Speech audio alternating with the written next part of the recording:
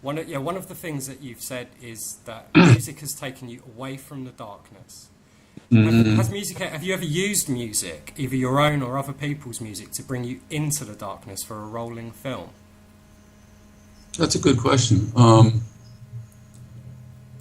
I don't quite know how to answer that because I'm constantly listening to music, but it also depends on my mood. So that there are times when I actually won't listen to any music at all. I may hear it, coming from somebody else's house or something like that, but it won't be necessarily on in my house. I don't recall ever having music influence me per se directly in terms of a role, but from very early on, I always, if somebody wanted me to do, to run the show, to do the lead in the show, I would insist on writing the music too, for basically because I felt that I've always felt that somebody inside of the film framework of the film, side of the team, is much better equipped to understand what that visceral kind of feeling that you need to get from the music, so that it really blends with blends into what's going on the screen. Bringing a musician in from the outside, yeah, there are a lot of them that do it, and they're great. They're great composers, but is that all they are? Could they have done more if they were inside of the film themselves? I don't know. That's a good question too.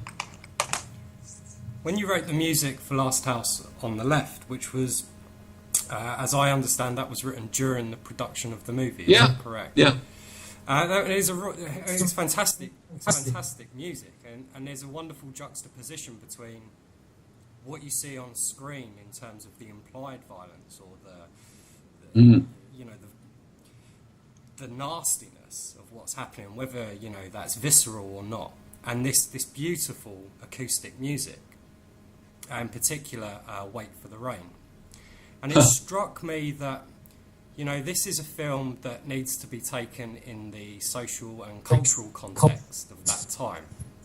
So we have Nixon in office, That's correct. we have the mess of Vietnam, and it's only a couple of years after, 2 or 3 years after the Altamont Festival, which we widely read now as the death of that hippie period. In any way, do you think that Last House on the Left is a reflection of a changing in time and the onset of a new violent era in either American culture or American filmmaking itself? Well,